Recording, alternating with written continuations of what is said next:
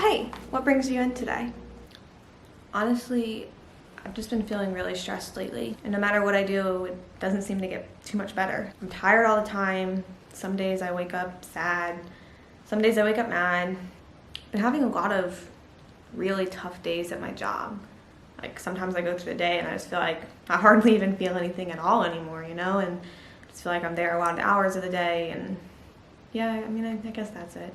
Oh wow, sounds like a lot. You mentioned your job. What do you do for work? Oh, I'm a social worker. Oh. Have you tried taking care of yourself? Right now, before this video starts, I want you to take whatever burden load you are carrying on your shoulders and literally physically take it off of you and set it next to you, just to take a break from it. And at the end of this video, I'll let you decide whether you're willing to take that back on yourself or if you're just gonna leave it right where it is. Welcome to a fun, unofficial series starting on this channel called Tea with B. And why it's called Tea with B is because this is going to be the series where I discuss nuance. Today's topic I have been thinking about, ruminating on for months at this point, and just wasn't quite at the point where I felt confident enough in my own thoughts to make a video about it. But I spent hours prepping and scripting this video just to make sure I had a good understanding so that we can talk about it together. Because the topic today is something that I never learned about, and not to be dramatic, I feel like changed my life a little bit when I did learn about it. You know that it is so common in the social work field. On this channel, I participate in it too, to talk about self-care and the need for self-care, and are you doing enough to take care of yourself and prioritize yourself, spend time for yourself. You know the exact phrases and you've heard them so often. I've said them myself. Because what happens when you don't engage in self-care? We can all say it together. Burnout. You burn out when you don't engage in self-care. That's what I feel like I've always been taught. I think that is what we're taught. And whenever I say it like that, you burn out if you don't engage in self-care, whose fault is that? Whose fault does that imply? Yours.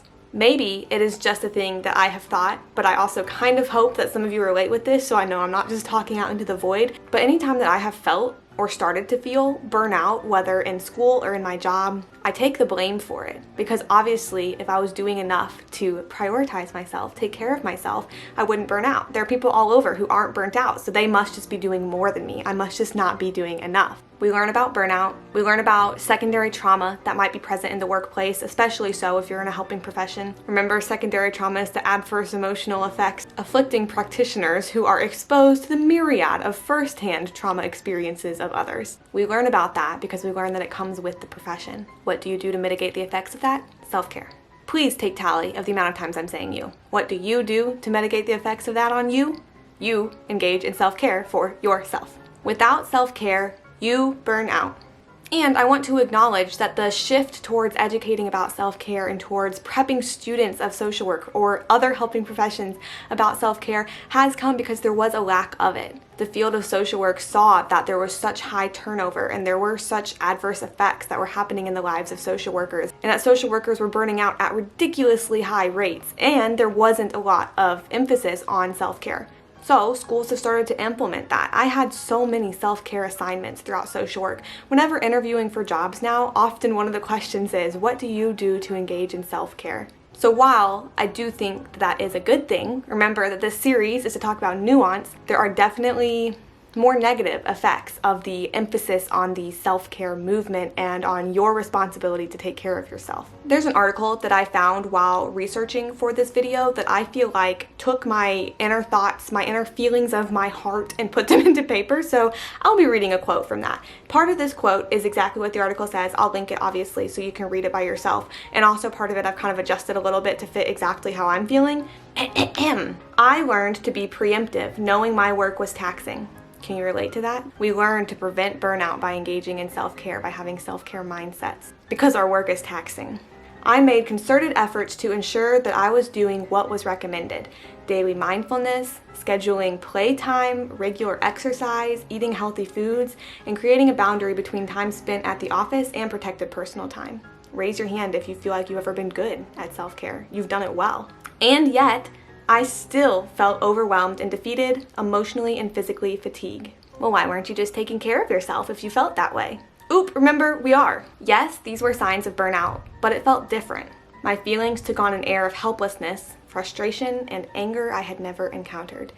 This is something, and these are feelings that I honestly did not feel until I had graduated and started in the field of social work. Now, as you know, a lot of this channel revolves around my job, but also there's a lot that I do not speak about on my job because a lot of it is confidential and my employer wouldn't like that.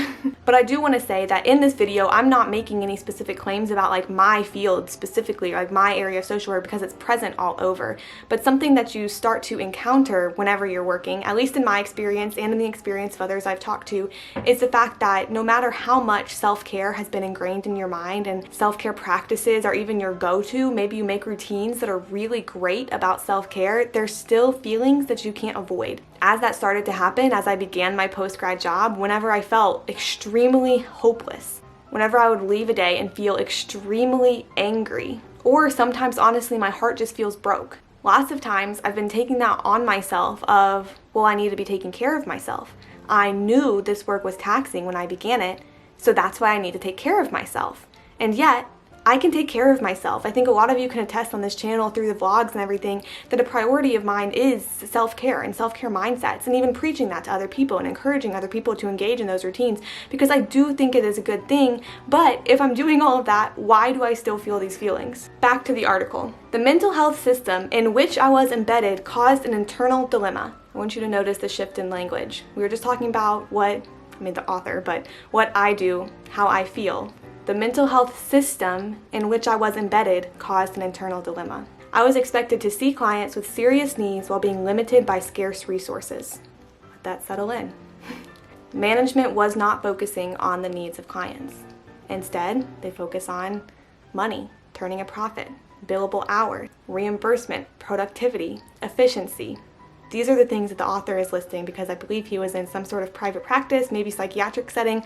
I'm honestly not even sure, but you can fill in the blank with whatever you feel is relevant to you. What do the people above you focus on that goes against what you feel like should be focused on? Expectations to deliver mental health treatment for clients who were experiencing normal reactions to abnormal circumstance felt as if I was contributing to pathologizing the human condition. Big words happening there. As I said, I'm not speaking specifically to my job too much in this video, but this is one where I think my experience really can ring true. The fact that I give clinical support to adolescents who are incarcerated, of course they're depressed. They're in jail. My very presence, the need for my very presence, is an effect of a bad system. And by being a part of it, I'm contributing to the system. So we began by talking about how self-care is pushed, how if you don't self-care, you burn out, and how the emphasis is on you taking those actions so that you feel all right. Now I'm pointing out the fact that even when you're good at that, you can still feel some type of ways, whether that's hopeless, whether that's angry, whether that's sad, whether that's tired. And I don't even just mean physically tired, I mean existentially tired. So let's move into what the narrative has not been. At least to me. If you learned this in school, that is awesome. I never even heard of this while I was in school, which is why it felt so groundbreaking to me when I learned it. 10 minutes into the video and I'm finally name dropping the topic.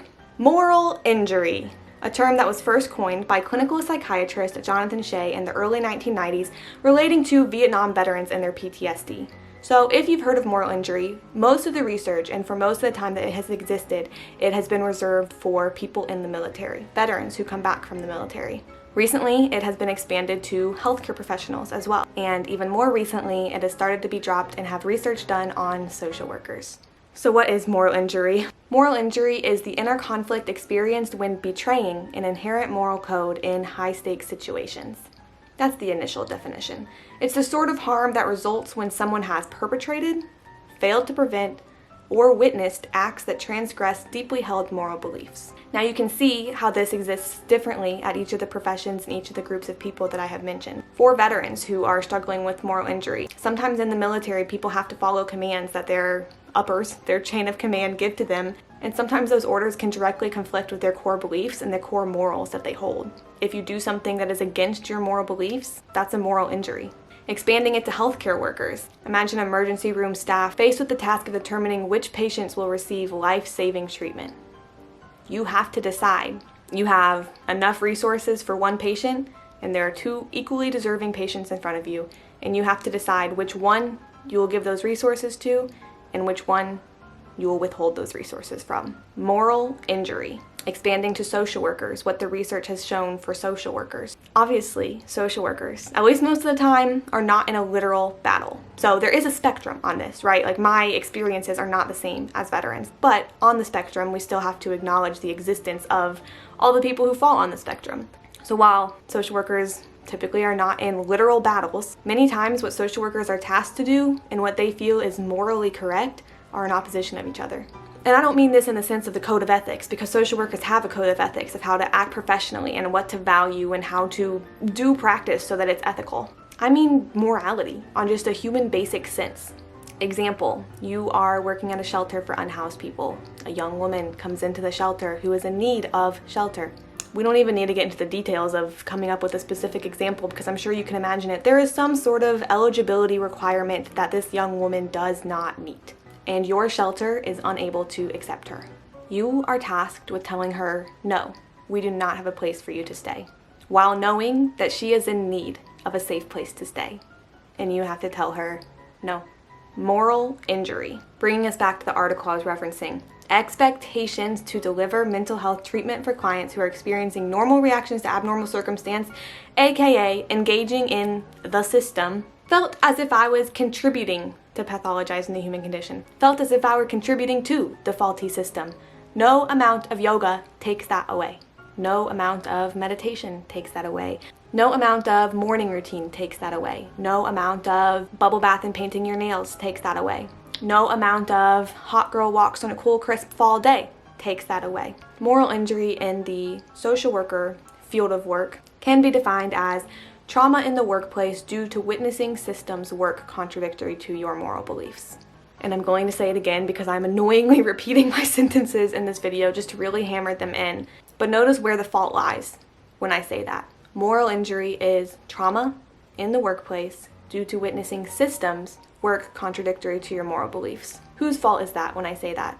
Witnessing systems work contradictory to your moral beliefs. By golly, it's the system's fault you feel this way. One study done with Child Protective Services workers collected reasons that they experience moral injury in their field of work in child protection. Under-resourced systems, problematic professionals, unfair laws and policies, abusive clients, an adversarial system, systemic biases, harm to children by the system, and poor quality services. Everything that I'm citing, I'm not going to verbally cite, but I will put it in the description, don't you worry, so that study will be down there. Imagine a child protective worker, and this could go either direction. Based on the policy or the law, has to leave a child in a home that they know is dangerous, or, on the opposite, being forced to remove a child from a home that they morally don't feel is the right solution. But you can't break the law.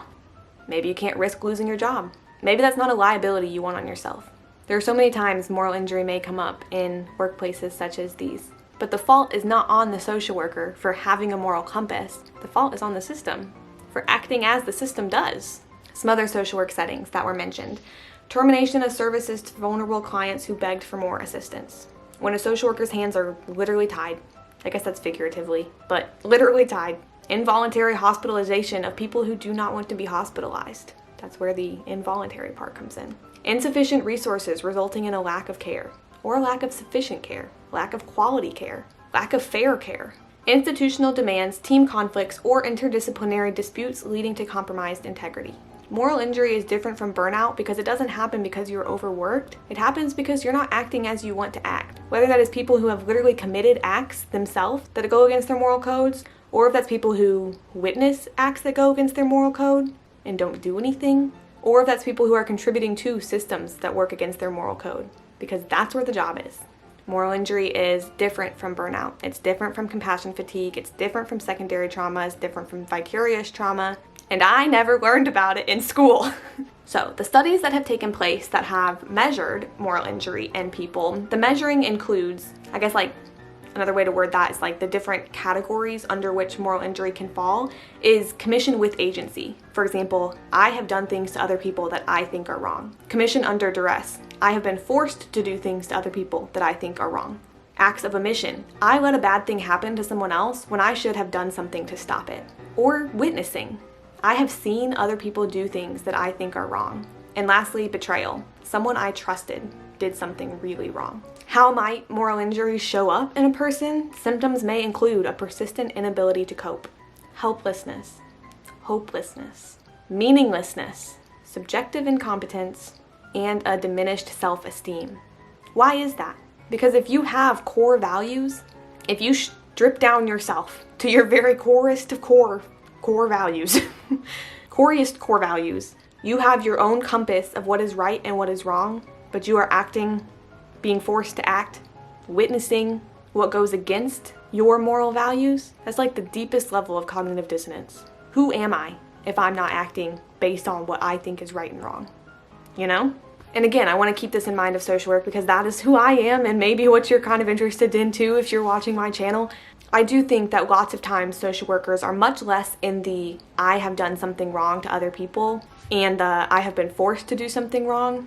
I'm not saying it wouldn't happen, but I think that is less common in the field of social work than it might be in veterans or in healthcare workers. I personally believe, just based on my experience, that the ones that show up most often are moral injury due to omission. Like I am seeing things happen a certain type of way because maybe if we're just sticking with child protection, because that's how the foster care system works, because that's how the criminal justice system works. It's just how the system works, but it's against my moral code. And so if I don't spend all of my waking moments fighting the system, helplessness, hopelessness, diminished self-esteem, meaninglessness. Am I saying self-care is not important? Because I know I kind of bashed on it just a little bit in this video. No, I'm not saying that. But self-care is the solution to burnout. And remember, we are talking about something different than burnout. We have discussed that moral injury is not the same as burnout. Self-care is important. Self-care is actually so important that I have a multi-part video series coming up on it in December. But the causes of moral injury are so much larger than my personal acts of self-care. You want to hear about one of the studies that I found whenever I was researching for this video? This one I'm not going to cite because I don't want to bash them, and so I'm not going to name them. But I found a study that researched and found out that social workers working in hospitals during the COVID-19 pandemic, the height of the COVID-19 pandemic, engaged in less acts of self-care than they did before the COVID-19 pandemic. They researched that. They conducted a study to find that out. The result of the study, the conclusion that they came to, social workers suffered mentally and emotionally during the pandemic because their acts of self-care went down. It said because the social workers were not engaging in as much self-care, that's why they deteriorated emotionally and mentally. Now, I'm not a hospital worker. I've actually never worked in medical social work. Maybe you haven't either, but can you think of maybe even just one or two reasons why social workers might have felt mentally and emotionally ill while working in a hospital during the COVID-19 pandemic, other than you just weren't engaging in self-care, were you? Hey, while you're quarantining in your basement, not talking to your family or hugging your kids because you don't want to get them sick with this virus that we don't know what it is yet, and you're spending 80 hours a week in the hospital watching people die and knowing that their loved ones can't say their last goodbye to them, just make sure to engage in some self-care. I feel like my point was made. Which brings me back to, no amount of yoga will make these feelings go away. To an extent, it doesn't matter how much self-care you do if we're working in systems that are broken. Which I don't say to make you feel hopeless and make you feel like, well, why am I even doing this work anyways? But I do say because, as I mentioned before, I used to take the burden on myself. If I was feeling poorly, I thought it was because I wasn't doing enough.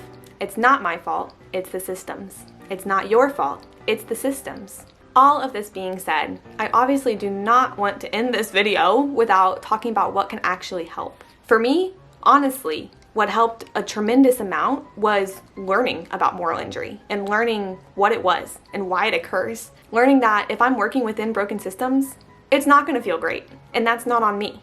The system is flawed, and it does not matter which system I'm talking about. You can fill in the blank just about exactly any system that exists in this world, and it is flawed. The education system, the healthcare system, the criminal justice system, the child protection system, the government system, the social welfare system, the political system. All of the systems are flawed. Going back to Mr. Scott, who wrote the article that just spoke my soul, I entered the social work profession to lessen social injustice and avail myself to those in suffering, not to perpetuate harm. And there is a sense where it can feel like by working within systems that are so flawed that you are perpetuating the system. Obviously, there's a whole point of advocacy that we can work on everything. We'll get to that, but I entered the social work field to lessen social injustice and to avail myself to those suffering, not to perpetuate harm. Ultimately, where I want the message of this video to be different than any self-care video that you've ever watched, any self-care podcast you've ever listened to, any self-care conversation you've ever had, any self-care lecture you've ever been a part of, is that this is not an issue that you are called upon to fix or that you can personally fix. Systemic issues require systemic change.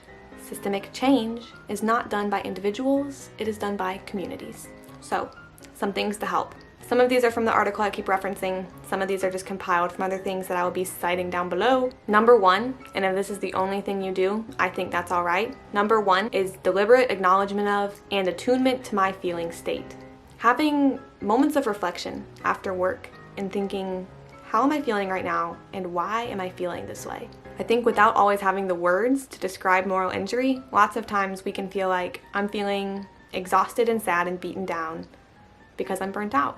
Which could be partly true, or because I didn't engage in my self-care today because I couldn't bring myself to do it. Maybe you didn't engage in your self-care today, but I want you to try to start to acknowledge and be attuned with the fact that maybe I'm feeling this way today because the systems are broken and I'm working within them. And in an ideal world, I would be able to do all of these things for all of these people, but I have limited resources and I am witnessing the world work in ways that are in conflict with my moral code. So, number one, just reflection. Figure out where you're at, how you feel, and why you feel that way. Maybe the macro view of why you feel that way is going to be something new to you, so just try it out. Number two, obtain support, and obtain support beyond professional supervision. So obviously you probably have some sort of professional supervision, whether from a supervisor or a boss or a manager, whoever it may be. I want you to go beyond those people. Talk to peers and colleagues who may feel similarly. And you're not going to know if they feel similarly unless you talk to them. But there's a sense of being in community with the people who you're around and understanding that you're not alone and helping others know that they're not alone. That can be really helpful. It kind of brings the humanity back into dark places, hard jobs, hard days, broken systems. There is profound respite in giving voice to feelings kept internal and having others bear witness to that. Support system. Because remember, individuals don't create systemic change, communities do. Another thing that could be helpful, communicate with supervisors. Start the conversation. If you see an area of your agency that you're like, I cannot see this go on like this any longer. We are not doing as right to these clients as we could be. Start the conversation. Come up with ideas. Obviously, you can't change the whole system, nor should you have to, but if there are parts of your day that you can change, obviously client focused, but even just to make yourself feel better, start that conversation. Number four, review your options. Sometimes reviewing your options can be absolutely terrifying because it could result in feeling the need to uproot yourself and plummet into the unknown. But also, by reviewing your options, you could remember why you're in the place that you're at, what brought you there, and what motivations you have to stay there. It could really go either way. But giving yourself the freedom to review your options can be healing in and of itself. When one feels options are limited, further emotional distress could occur. Number five, advocate for systemic change.